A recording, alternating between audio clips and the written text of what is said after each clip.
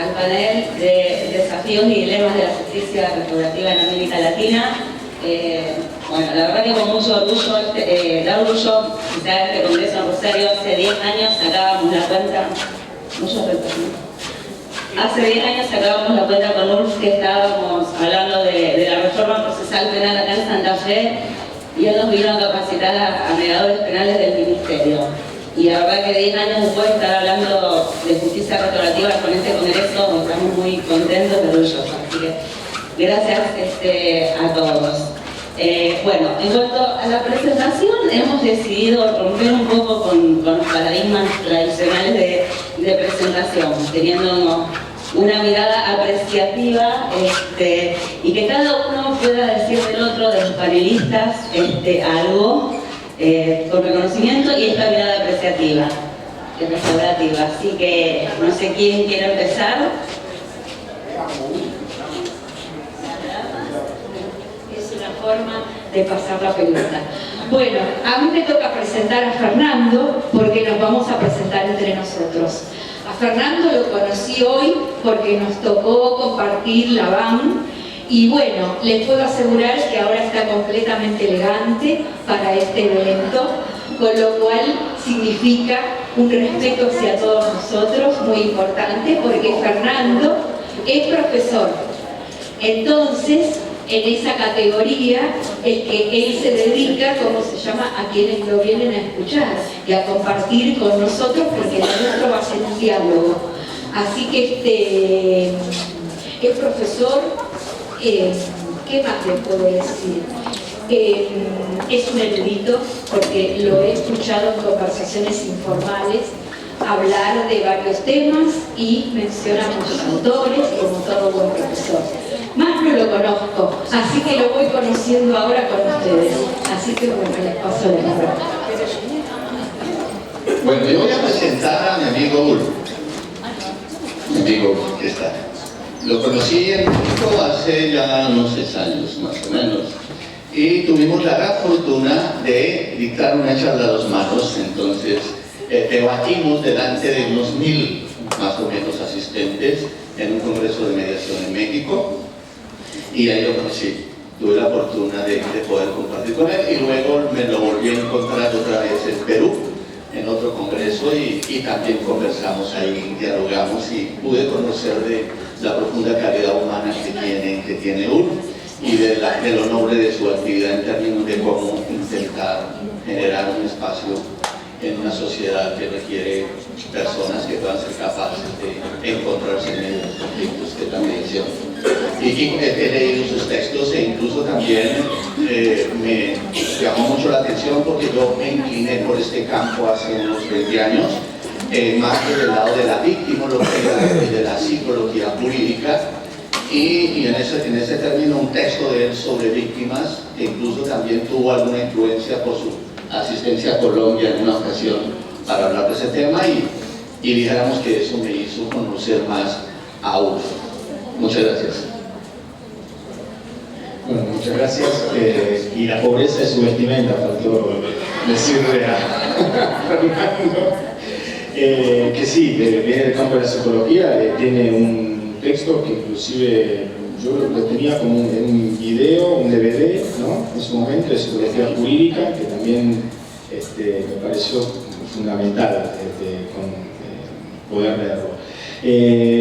Con Evangelina nos conocemos, bueno, acá estamos difundiendo las edades hace muchos años, muchísimos años. Sí. Exactamente. Yo no recuerdo bien cuál fue el momento en que nos conocimos, pero sí... Yo te conocí a vos, vos no me conocías a mí. Fuiste a presentar la experiencia de San Martín en la Escuela de Cadetes de la Policía Federal. Y Evangelina en ese momento trabajaba dentro de lo que es la Universidad de la Policía Federal con un dispositivo muy interesante llamado Surco, que era de mediación en la capital federal, que trabajaba con las distintas comisarías de la capital federal. Era innovador porque era dentro del organismo policial, y además en la capital federal era la primera vez que se trabajaba con situaciones que rozaban el delito en ese momento, Y también estaba a cargo del área de educación a distancia, Derecho, de la Universidad de la Policía Federal. Y a partir de allí tuvimos después encuentros múltiples y trabajos. Inclusive trabajamos en conjuntos en Paraguay con esa. Así que, si les gustan las cervezas y demás, con Ulf nos tomamos unos tequilas en México. bueno, no era menos intimidad y vamos a tratar de... Así que para nosotros realmente es un placer estar acá, no quiero hablar en nombre de todos, pero sí, los congresos, los encuentros tienen esa magia, que es la magia de la fiesta del encuentro, y nos permite también a nosotros encontrarnos y reencontrarnos. Y cada vez que nos encontramos, y con el espacio como este que vamos a compartir ahora, nos permite también, aparte de ver en qué estamos cada uno, en qué estamos pensando cada uno, poder también hacer circular el pensamiento, las ideas, los conocimientos con todos ustedes. Así que me parece que esto puede llegar a ser algo lindo. Dependerá también de las preguntas que nos hagan y los cuestionamientos que podemos realizar. Para las preguntas es el mismo sistema. Están los organizadores a los costados que tienen papelitos, así que las preguntas se van a hacer por escrito. Bueno, nos preguntábamos, ¿no? Teniendo en cuenta el nombre que tenía el panel, y habíamos hecho unas conversaciones previas de cómo iba a ser la dinámica. La idea era hacer preguntas, empezar con unas preguntas a los panelistas. Vamos a empezar con algún desafío. ¿Y qué desafío les parece que tenemos hoy, o sea, que tiene hoy la justicia restaurativa, teniendo en cuenta toda esta mirada que la sociedad tiene en cuanto a lo punitivo, ¿no? Represión, castigo, penas más duras? Entonces, ¿cuál es el gran desafío de la justicia restaurativa ante ese tipo de respuestas que está pidiendo la sociedad? Yo no sé si comenzar. A ver, sucede algo cuando pasan este tipo de encuentros, y es que existen tantas ideas, existen tantos debates frente a esa pregunta bien difícil que nos han hecho, que en tan poco tiempo es muy difícil poder cerrar la idea, pero yo voy a intentar plantear algunas cosas que generen en ustedes una reflexión y que se pueda hacer una conversación después con nosotros. A ver, yo voy a plantear, dijéramos, algunos aspectos iniciales, y es que cosas que ustedes ya saben, yo no voy a decir nada que ustedes no sepan, pero yo solamente voy a intentar plantearlas y colocarlas en el tapete del debate. Lo primero es la existencia absolutamente clara en el mundo actual, no en América Latina, en el mundo actual, de lo que se llama la crisis del derecho retributivo. Es decir, el primer problema que tenemos en el mundo de hoy es que el sistema de derecho tradicional, montado y estructurado sobre la pena, sobre el castigo, sobre la sanción, sobre la venganza legal, ha hecho crisis. Es decir, estamos frente a un momento en que se requiere pensar distinto, se requiere mirar el problema desde otra perspectiva. El segundo problema que yo veo ahí, para mirarlo, el desafío de la justicia restaurativa, es que el concepto de delito le quedó grande al derecho penal. Es decir, no podemos seguir hablando de delito en términos de la dogmática jurídica, de la tipicidad, la antijuricidad, la culpa y el dolo, sino que tenemos que ver el delito como un problema social, tenemos que ver el delito como un acto que daña, tenemos que ver el delito como una afectación al otro, tenemos que ver el delito como un problema humano. Es decir, el delito no es una estructura abstracta colocada en un código. El delito es una tragedia humana, es más o menos eso. Y el delito vincula aspectos emocionales, afectivos, cognitivos, ¿cierto? Y además se ventila en un escenario jurídico. Por lo tanto, el derecho requiere, de alguna manera, moverse para intentar resolver ese problema humano.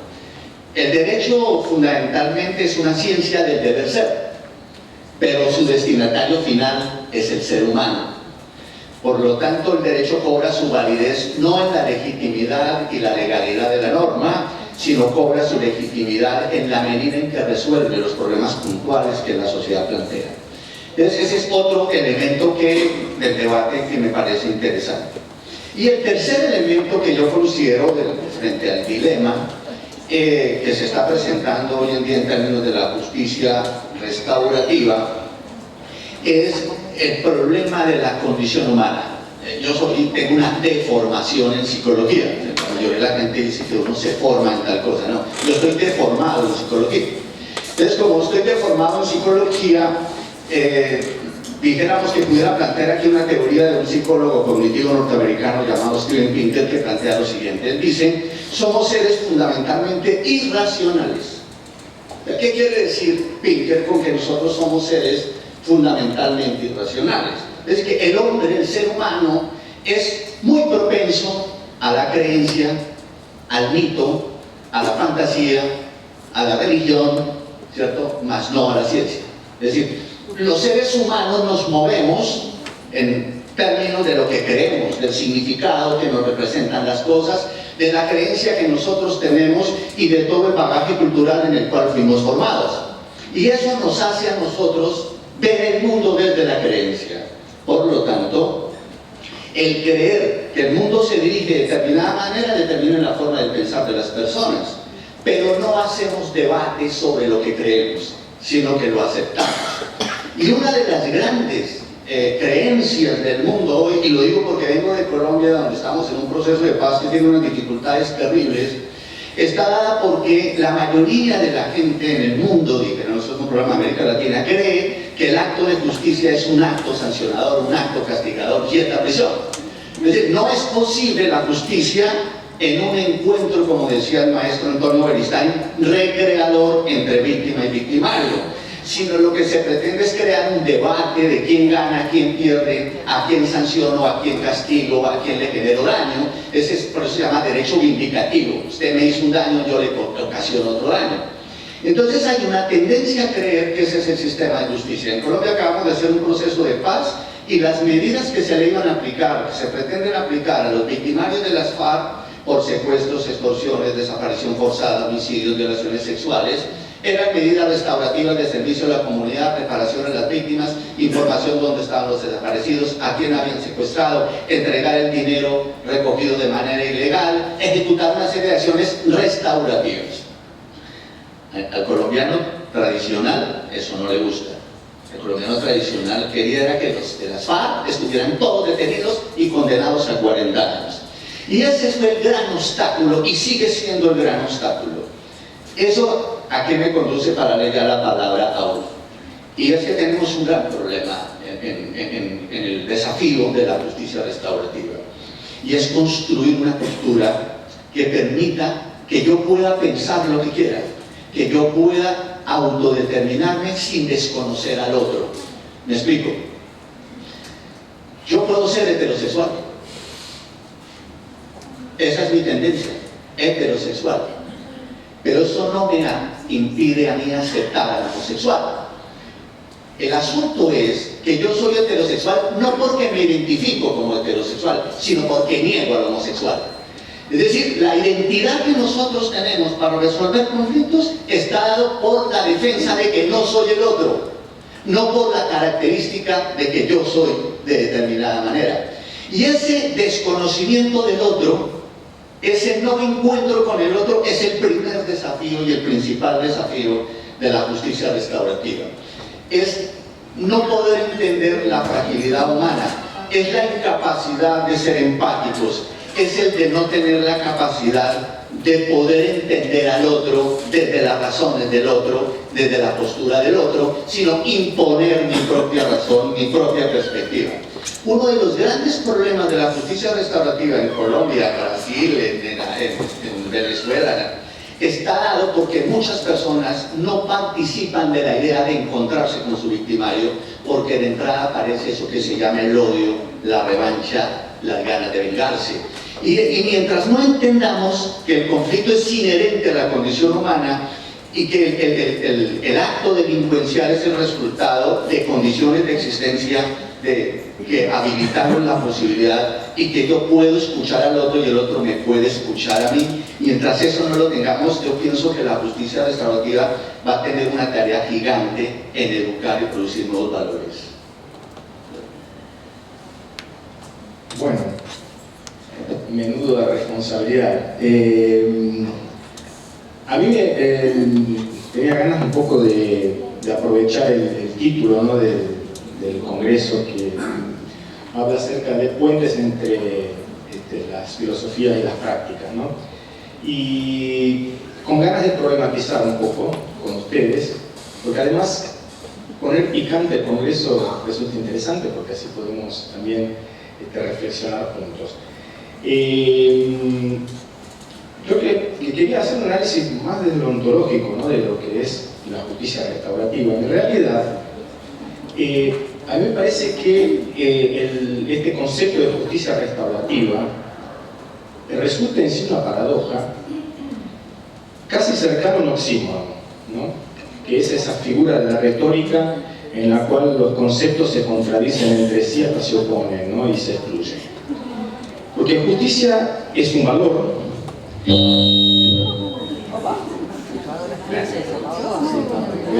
Bueno, voy a cambiar de tema. La justicia para mí sí, es un valor, y es un valor que es una construcción cultural que tiende a hacer factible un sistema de poder de dominación hegemónico de una clase dominante. Porque el término de justicia, el concepto de justicia lo establece el que ejerce el poder dominante. Quien dice que es justo y quien dice que no es justo. Lo restaurativo, las prácticas restaurativas son prácticas sociales de las comunidades tendientes a restablecer el equilibrio y la armonía social. No tiene nada que ver con el derecho, no tiene nada que ver con el sistema judicial, no tiene nada que ver con la justicia como entendemos formalmente. Por eso nunca hablo de justicia restaurativa, sino hablo de prácticas restaurativas, porque entiendo que en sí es una oposición al sistema judicial. Y no me voy a hacer distraído que estamos en la universidad, en la Facultad de Derecho, entre muchos abogados en el Día del Abogado, que me parece que hablar de prácticas restaurativas no es una cuestión que deba hacerse en una universidad o en una Facultad de Derecho, sino que es un concepto que va mucho más allá de lo semántico, lo semiológico, y alcanza a la comunidad en sí. Y como ese dilema, ¿no?, que entiendo que tendríamos que empezar a cuestionarnos, las prácticas restaurativas terminan siendo contraculturales, terminan siendo una contracultura dentro del sistema formal. Y esto nos lleva a dos desafíos, me parece que es importante tenerlo. Primero, ¿dónde vamos a buscar las prácticas restaurativas? ¿En el sistema formal? ¿O lo vamos a buscar en las prácticas sociales? Y el segundo desafío, ¿de qué manera vamos a evitar que estas prácticas sociales puras, originales, no terminen siendo capturadas, encapsuladas por el sistema y que el sistema lo haga suyo? Mientras sea contracultural, es una respuesta diferente a lo que es la conducta humana. No hay nada peor que el sistema se apropie de estas prácticas que lo cuestionan como sistema.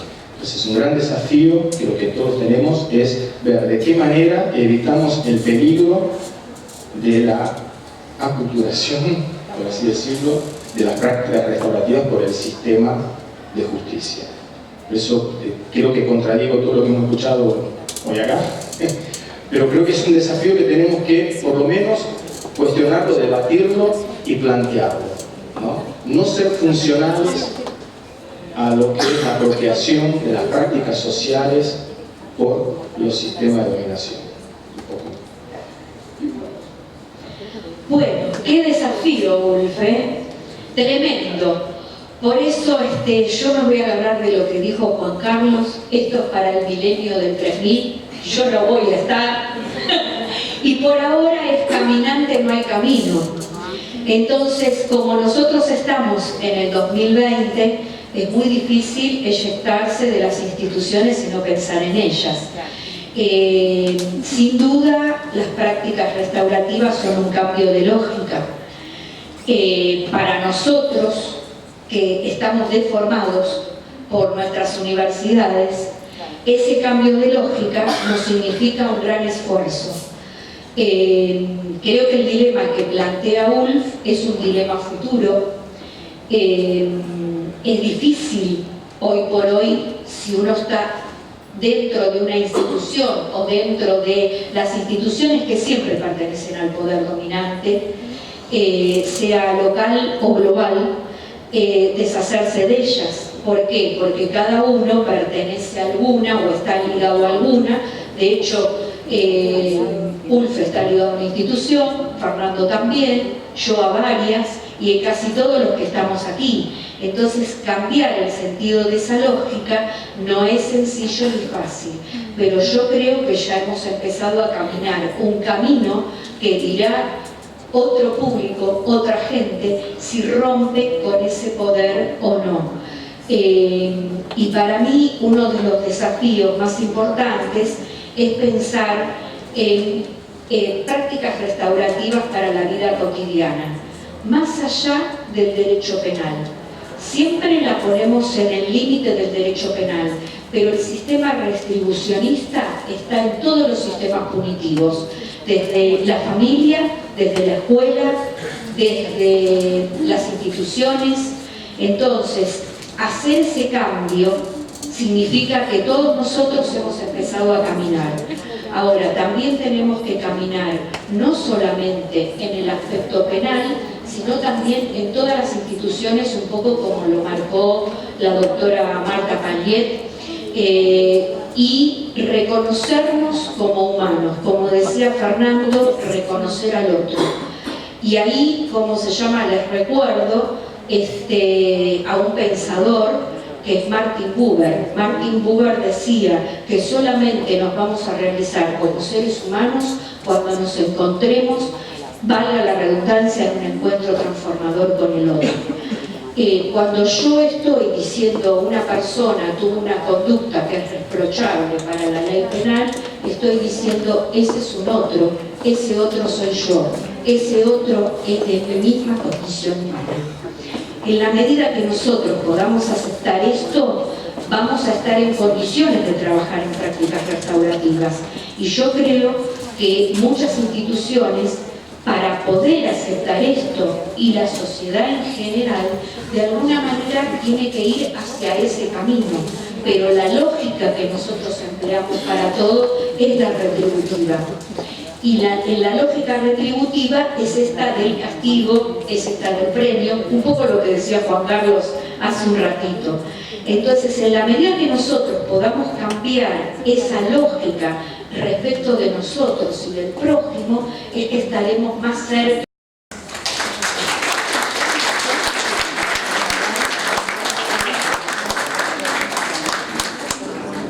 Se estaba hablando de prácticas restaurativas y estuvieron hablando de que los sistemas punitivos no serían los adecuados para trabajarlas. ¿Cuáles serían los actores sociales que deberían fomentar estas prácticas restaurativas en nuestras sociedades latinoamericanas? ¿Cuáles ustedes consideran que son los actores sociales más adecuados para eso? Yo creo que todos debemos asumir ese rol en el lugar que nos toca ocupar. Es decir, para un docente tiene que ser en su aula de clase, es decir, aplicar esa práctica restaurativa. Como Ulf contó, yo trabajo con muchas fuerzas de seguridad y trabajo desde el rol policial. Entonces, mi tarea es un poco también construir ese rol del tercer lado en el campo policial. Es decir, ese campo tiene que ser un campo constructor de paz también, como cada uno de los otros. Es decir, si cada uno aportamos una parte dentro de lo posible, como bien dijo el doctor Bauchel, es decir, yo estoy dentro de una institución y dentro de esa institución tengo que cumplir determinadas cuestiones. Pero bueno, voy haciendo un camino que me permita aplicar estas prácticas restaurativas. Cambiar la mirada, cambiar las lógicas de las prácticas sociales, me parece que nos va a dirigir a un camino. Ahora, como todo camino se construye, yo creo que es un camino que nos falta mucho por andar, creo que es un camino muy interesante plantearlo desde Latinoamérica. Me parece que siempre nos dicen que los latinos somos fogosos, que somos apasionados, que somos impulsivos. Sin embargo, yo creo que dentro de nuestro país, y por lo que conozco de lo que me ha contado Fernando y por las prácticas de ULF, nosotros estamos en un buen camino y no somos apasionados por lo que amamos, somos apasionados por impulsar una tarea, pero también podemos reflexionar y desarrollar caminos. Creo que en la Argentina hay muchas experiencias muy valiosas, nos falta por ahí sistematizarlas e incorporarlas como todos nosotros quisiéramos, pero sabemos que es un camino en construcción, que no es fácil. ¿Por qué? Porque los que son mediadores van a recordar cuando empezamos con los métodos alternativos, éramos muy poquitos, éramos lo alternativo, éramos aquello que miraban con temor, y sin embargo hoy los mediadores, acá está Ricardo y tantos otros como las chicas de Cava, Silvi, Susana, mediadores de hace mucho tiempo que venimos trabajando en esto y hemos construido un camino, así que en las prácticas restaurativas también lo vamos a hacer.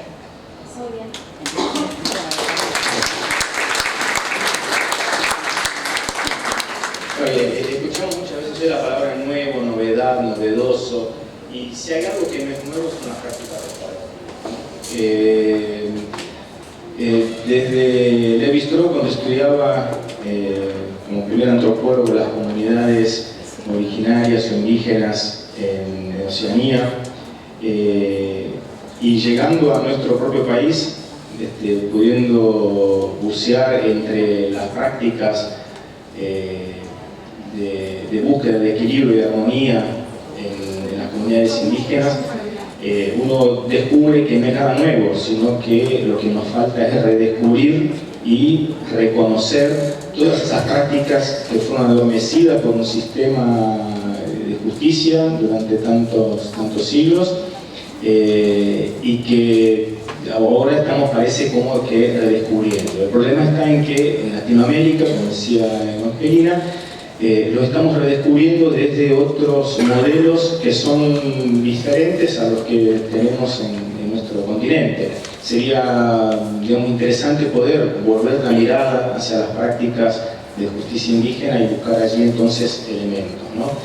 Entonces, si me preguntan quiénes deberían ser los actores, yo preferiría que fueran actores lo menos institucionalizados posible. O sea, cuanto menos esté dentro de lo que es lo institucional, la práctica restaurativa, creo que es más genuina, más auténtica, es más cristalina y puede representar más los intereses y las necesidades de la comunidad. Creo que cuanto más institucionalizada está, obedece más a modelos y a políticas determinadas, entonces se pierde esa autenticidad propia de digamos, lo que es la práctica comunitaria. Así que me parece que actores deberíamos buscar en la misma comunidad, buscar democratizar las formas de lo que entendemos como justicia, y yo creo que de esta manera uno puede encontrar entonces actores valerosos para trabajar en el tema, ¿no? Sí, lo que dice Urs produce, ¿cómo se llama eso? Que lo acicatean a uno, lo provocan. Es que uno es un provocador. Ya me estoy dando cuenta. Pero mira lo que sucede. Porque es que Evangelina habla de las instituciones y Urs dice nada de las instituciones. Habría que preguntarle en otra conferencia que nos inviten el próximo año, yo no sé cuándo, ¿qué entiende él por institución? Pero yo quiero pensar que él está hablando del sistema político y del sistema dominante. ¿cierto? Yo entiendo por institución lo que emerge de la comunidad. Es decir, la institución no requiere legalidad, lo que quiero decir. Es decir, una comunidad es un conjunto de personas que comparten una serie de rituales, condiciones, afectaciones, sentimientos que les son comunes y que le permiten vivir. Eso es una comunidad. Y la comunidad construye la cosmovisión de esa construcción y se conduce de acuerdo con eso. Eso lo decía, no lo digo yo, lo decía Kenneth Hagin. ¿Qué es la comunidad? ¿Qué es una sociedad? Es el conjunto de personas que construyen un sentido de vivir y se rigen por ese sentido de vivir. Y ese sentido de vivir les hace establecer qué es bueno, qué es malo, qué es equivocado, qué es errado. Y eso de entrada para mí es una institución, se llaman instituciones sociales. Instituciones sociales que han sido de alguna manera olvidadas, relegadas e impedidas de ejercer a través de las instituciones políticas y de quien detenta el poder. Ahí dijéramos que tendríamos que hacer esa diferencia. Pero yo, en aras de generar más debate, le voy a plantear el siguiente, Ulf. Uno de los criterios de la justicia restaurativa, hablando de sus orígenes en Nueva Zelanda, en Australia, en la comunidad de Wagga Wagga, donde se dieron incluso en Colombia las comunidades Wayuu, por ejemplo, plantean que debe haber una especie de consenso comunitario, de consenso social sobre unos valores que les son caros. Es decir, sobre eso no hay transacción. Por ejemplo, en la cultura Wayuu en Colombia, el que resuelve los conflictos es el palabrero. El palabrero es una institución cultural de los Wayuu. Y cuando hay un conflicto, la comunidad le entrega al palabrero el conflicto. ¿Y el palabrero qué hace? Cita a las dos familias en conflicto y los reúne en un gran escenario. Y ahí le da la palabra a quien cometió el acto y le dice: explíqueme usted por qué lo hizo, qué lo motivó, qué lo llevó a hacer el acto, ¿cierto? Bajo el presupuesto valorativo de la comunidad Wayuu. Y luego le pasa la palabra a la víctima, y la víctima comienza a explicar eso. Y el palabrero, ¿qué es lo que intenta? El palabrero lo que intenta es que se pueda dar una reparación bajo los valores culturales de Wayuu, no bajo códigos expresos tipificados en un código. Eso es una institución. ¿Y qué sucede? Esa solución acordada bajo la dimensión de autoridad de un palabrero que ha ganado su autoridad no porque lo nombró nadie, sino porque la comunidad lo reconoce como un ser valioso, dijéramos, es el que decide qué cantidad de reparación se debe dar y cómo la familia debe vincularse. Es muy curioso, pero los Wayuu establecen el criterio de reparación a través de animales, no cuántos animales va a entregar usted, cuántas cabras, cuántas vacas, porque esa es su cultura, está dado por eso, ¿cierto? Y además, porque la familia de la víctima y del victimario se comprometen ambos a que el conflicto no escale, es decir, que el conflicto no se siga dando. Eso que en derecho penal se llama garantías de no repetición. Y es decir, es comprender que ese acto es inválido y que afecta a toda la estructura de la comunidad. Y digamos que quería hacer esa precisión. Entonces, en términos de lo que Ulf plantea sobre la institución, yo me hago la siguiente pregunta. ¿Cómo resolvemos los problemas en instituciones educativas? Es decir, ¿cómo abordamos los conflictos en los colegios, que son fundamentalmente instituciones creadas de manera artificial, pero al fin y al cabo instituciones que se rigen bajo unos presupuestos de carácter de autoridad, de quién es el maestro, quién es el rector, ¿cierto? Son instituciones con fines educativos. La pregunta es, si me preguntan sobre los actores sociales para resolver problemas educativos, yo diría, ¿y dónde están los padres? ¿Y dónde están los profesores? ¿Dónde está el estamento directivo? ¿Dónde están las autoridades que deberían todos moverse a resolver el problema? Dijéramos que no le podemos dejar el conflicto solamente a quienes están enfrentados, sino a todos aquellos que tienen de una u otra manera la posibilidad de aportar en la solución al conflicto. En Colombia, por ejemplo, cuando se aplica, se intenta aplicar, porque no está bien aplicada, el sistema de responsabilidad penal para adolescentes sobre mecanismos restaurativos, no es posible vincular a los padres. Y no porque los padres, dijéramos, se desconozcan en su grado de participación, sino porque los padres a veces son propiciadores del mismo acto criminal. Es decir, existen escuelas de familias dedicadas al delito, existen formas generacionales de conformación de lo que se llama la microcreación de esa gran estructura que se llama el crimen organizado. Entonces no es posible, pero hay escenarios que pudieran reemplazar el escenario familiar. Existen dentro de la comunidad personas que pudieran aportar, ¿cierto?, acogiendo a estos jóvenes y ayudando a transformarlos.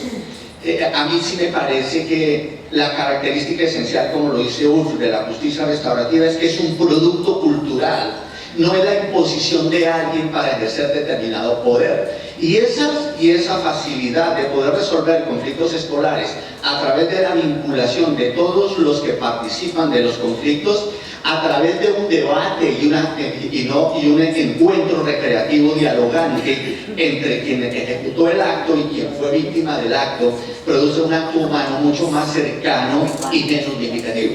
Y tenemos que asumir eso que el derecho resuelve con una frase que dice que somos seres responsables. La responsabilidad no es cumplir con la tarea, no es llegar temprano, no es cumplir con el deber, no, esa no es la responsabilidad. La responsabilidad es la capacidad que tengo como ser humano de poder asumir las consecuencias de mis actos. Y es cuál es la responsabilidad del padre frente al comportamiento de su hijo, cuál es la responsabilidad de la comunidad en la aceptación o no de formas culturales, criminógenas y abiertamente disociales. ¿Cuál es el grado de participación del descuido policial, de la ignorancia de la policía y del aprovechamiento policivo para sacar ventaja y para generar corrupción? ¿Cuál es el grado de participación, ¿cierto?, de los profesores en ejercicios abiertamente violatorios de los derechos de los niños, por ejemplo? Es eso, es más o menos, en términos freudianos, para referirme a ustedes que son los duros del psicoanálisis en América Latina, es una justicia contra el sistema, una justicia que derrote el sistema, pero que recrea a la comunidad. Más o menos esa es la posibilidad.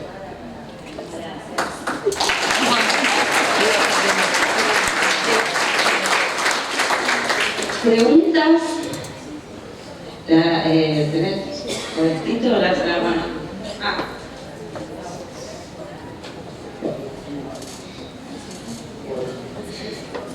Son varias preguntas en una, pero van dirigidas a los tres. En un momento parecía que hablaban de que habría una contraposición, ¿no?, entre lo retributivo y lo restaurativo. Mills Christie decía que juntar los dos nos daría lo peor de cada sistema.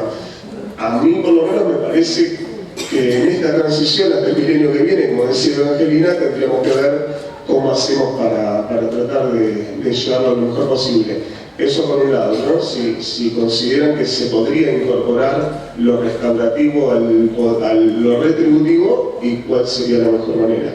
Después, hay mucha gente acá tanto del ámbito jurídico como de otras áreas, y esto tiene que ver más que nada con la formación, ¿no?, con la capacitación. Por algún lado también leí que en realidad esto de la capacitación también podría ser una trampa, como decía Wolf, para encapsular este cambio, ¿no?, esta contracultura, porque en realidad estaríamos poniendo en cabeza de determinados individuos este conocimiento, que sería básicamente como lo que hacemos los abogados, de hablar difícil para que no nos entiendan, ¿no? Entonces, la idea sería, retomando también esto de lo genuino, lo auténtico, de que son prácticas ancestrales, ¿sería posible que individuos no específicamente formados puedan intervenir en la resolución de conflictos, a lo mejor como este palabrero del que hablaba Fernando? Y por último, algo que tiene que ver con lo que habían empezado el panel, esta idea de que la sociedad quiere la venganza, quiere sangre. Yo no estoy muy seguro de que la sociedad quiera sangre. A lo mejor es más algo que está relacionado con la psicología de la multitud, ¿no?, de que todos queremos sangre porque estamos todos juntos y lo hablamos entre todos, pero puestos en sí, uno por uno, sensibilizado con un trabajo correspondiente, capaz que no quedaría tan claro. Sería eso.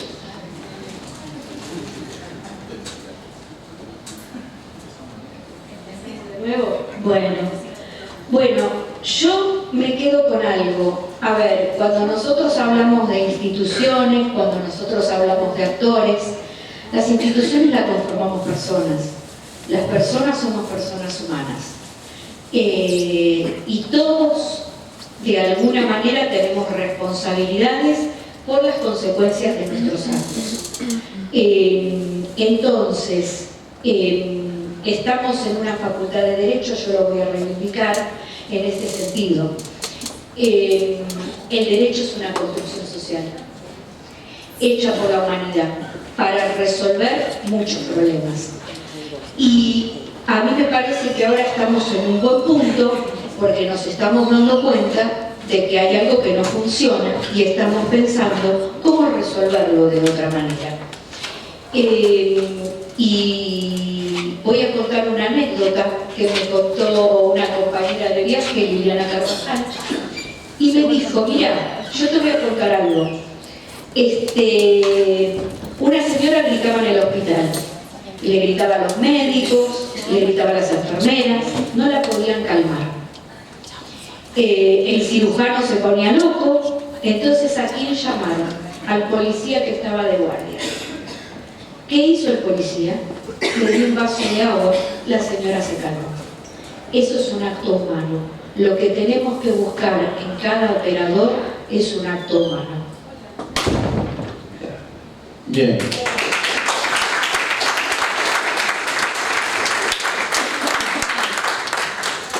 Yo creo que todos tienen derecho a la redención, por lo tanto voy a intentar la mía. No quiero irme de aquí. Si no, no vamos a encontrar ningún congreso más. A ver, cuando uno plantea un desafío, un dilema, hay que plantearlo desde producir trauma, si no, no se debate. Esto es así. Soy consciente, no soy extraterrestre, vivimos en comunidad, vivimos en sociedad. Evangelina decía, pero si vos trabajás, sí, es cierto, o sea, uno no puede ocultar ningún vestigio, menos en esta época. Ahora, sí me parece que este desafío que yo les planteé, les propuse, tiene que ser una estrella en el norte, ¿no? Tenemos que pensar, o sea, de qué manera cuidamos esto que estamos diciendo, que es bueno, que es interesante y es importante, de qué manera lo cuidamos para que no termine formando parte de los sistemas institucionales. Y con una institución digo porque hoy acá escuchamos hablar de presupuestos, recursos humanos, o sea, no tiene nada que ver con las prácticas restaurativas, porque si yo voy a pensar la práctica restaurativa, si tengo o no tengo presupuesto, si tengo o no tengo recursos humanos, estoy institucionalizado de tal manera que dejé la esencia del pensamiento de esta práctica que estamos planteando y estoy pensando en otra cosa. Entonces, digo, ese es el peligro, el cuidado que tenemos que tener. Cuidemos esto que estamos gestando, estamos acunando. Respondiendo ahora sí a la pregunta, me parece que lo que podemos sí es imbuirnos de las filosofías, de las prácticas restaurativas, en las prácticas cotidianas, en los diferentes dispositivos con los cuales nosotros trabajamos. Coincido con Fernando, la escuela es fundamental en ese sentido. Hoy hablábamos con Juan Carlos temprano, o sea, la escuela no son los niños, la escuela son los niños, son los docentes, son los padres, es la comunidad, las autoridades, o sea, todos son de la escuela. Entonces, si yo pienso así, tengo que pensar que en el barrio, todos son del barrio, en el club, en la justicia, en todos lados, todos deben ser protagonistas y actores principales. Lo que podemos decir es aprovechar cuáles son esas enseñanzas, esta filosofía restaurativa y de qué manera la podemos aplicar en las prácticas cotidianas. Yo creo que ahí sí tenemos mucho para aprender y para fomentar. Sí, me encantó su cita de Neil Christie. He leído mucho a Neil Christie y creo que el tipo es absolutamente interesante solo por una cosa, porque está equivocado. No, es que mire, la mayoría de la gente que dice cosas interesantes está equivocada para la mayoría. Pero eso no hay cosa más que llame la atención a un político que decir lo que la gente quiere oír. Pero cuando tú dices lo que la gente no quiere oír, entonces logras ser distinto y entonces rechazas el argumento. Neil Christie está diciendo cosas muy ciertas, pero para muchos está equivocado. Si yo discuto epistemológicamente, filosóficamente, conceptualmente, como hacemos la gente en las universidades, que hacemos unos debates profundos, dijéramos que vincular procesos restaurativos y mecanismos restaurativos dentro de un sistema retributivo es perverso, como decía Cristo. Pero yo voy a hacer una apreciación, y es que tiene que ver con el origen de la victimología. O sea, cómo surge la victimología y por qué surge. Un acontecimiento importantísimo de la historia terrible de la humanidad fue la Segunda Guerra Mundial. Cuando termina la Segunda Guerra Mundial y el mundo asombrado descubre la dimensión del genocidio nazi y la cultura del exterminio y de los mecanismos violatorios de los seres humanos frente a otros seres humanos, la pregunta es ¿cómo reparamos a los judíos? La pregunta no era cómo se hacía justicia, porque la justicia se hizo en el juicio de Nuremberg.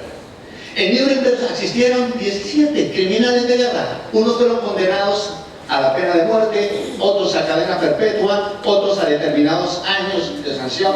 Incluso Albert Speer, el arquitecto de los nazis, dijo algo que le llama la atención a cualquier persona. Cuando llaman a Albert Speer, que no conocía lo que estaba haciendo porque él estaba dedicado a la construcción del imperio, no sabía del genocidio.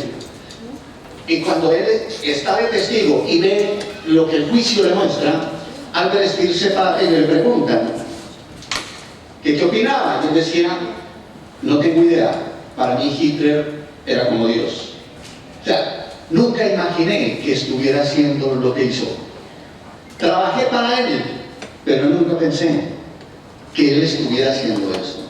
Y hay mucha gente que trabaja, y hay mucha gente que obedece, y hay mucha gente que cumple órdenes, pero no sabe la tragedia que produce. Eso lo denominó Hannah Arendt, la banalidad del mal. Es decir, no hay nadie más peligroso en el mundo que cumplir órdenes.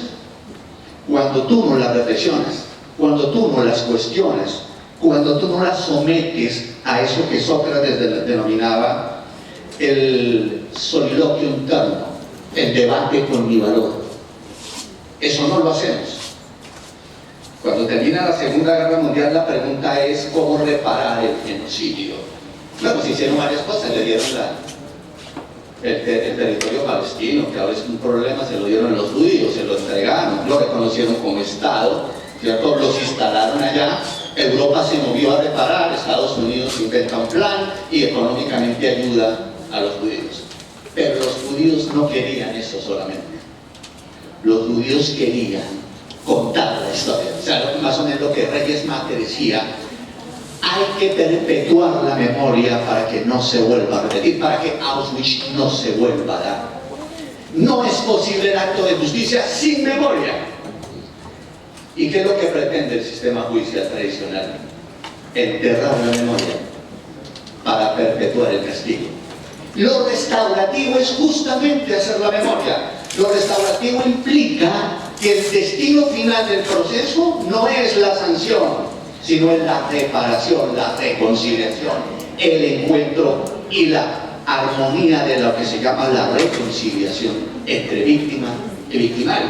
Y por eso es que la mayoría de sistemas en el mundo, de una manera un poco más acelerada que otro, han generado leyes para reparar a las víctimas. Y hay innumerables leyes en el mundo, Francia, España, Alemania, en donde se han creado programas de asistencia a la víctima.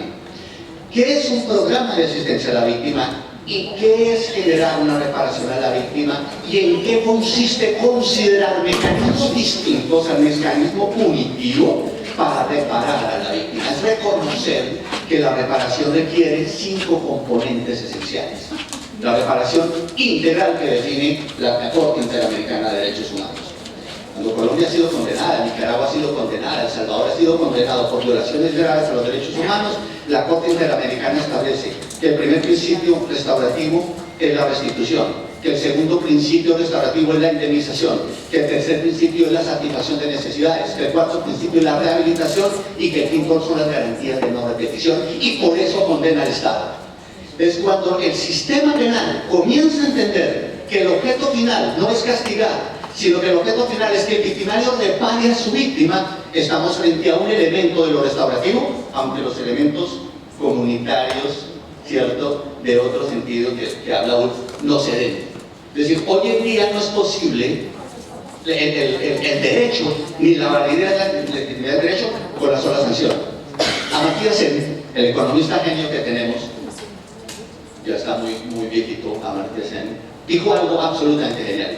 Dijo, nos la hemos pasado 21 siglos intentando definir qué es la justicia, cuando lo que debimos haber hecho es eliminar las injusticias. El derecho penal se mueve para eliminar la injusticia, para reparar el daño, no para castigar y perpetuar el daño.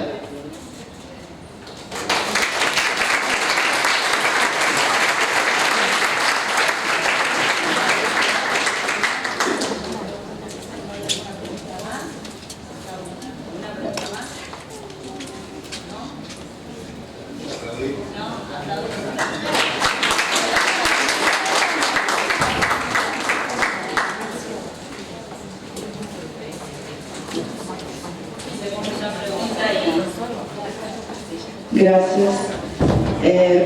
Puedo preguntar en portugués y usted responde en español? ¿Puede?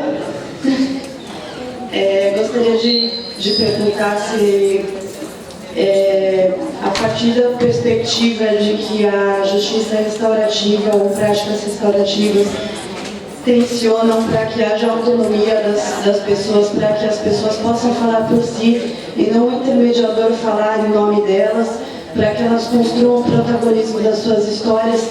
Podemos dizer que as práticas de justiça restaurativa questionam a própria existência das instituições e do Estado e enfim, se ela não questiona o modo de convivência e as estruturas sociais.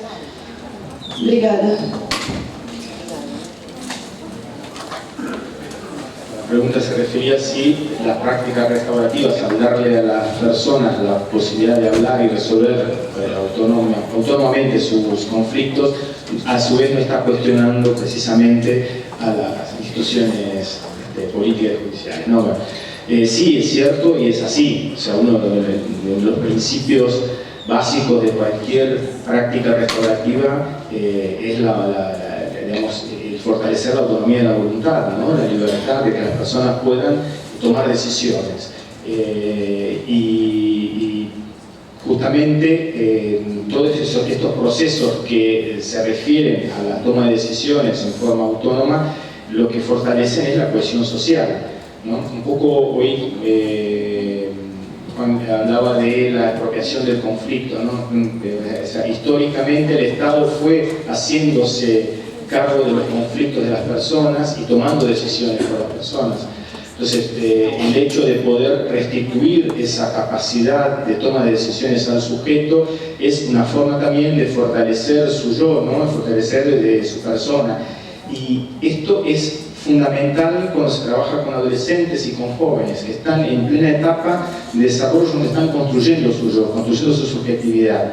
Y la posibilidad de tomar decisiones y poder participar de esas decisiones es el mejor modo de fortalecer precisamente esa construcción del yo. Por eso, cuando hablaba de las estadísticas, de la reiterancia de los jóvenes, todo joven o adolescente que pasa por un proceso restaurativo donde es reconocido, legitimado, es escuchado, su voz tiene realmente importancia y puede tomar decisiones, esas decisiones respetadas inclusive por los adultos, ¿de qué manera podría volver a repetir una conducta en la cual le ha dado, digamos, un proceso restaurativo que a su vez, en esencia, es una forma de aprendizaje, ¿no? de adquisición de herramientas de aprendizaje, en realidad, porque tampoco tenemos que tomar la práctica restaurativa como un modo de aprendizaje, por eso sería, o sea, borrar lo que estamos diciendo de la toma de decisiones, ¿no? Sino que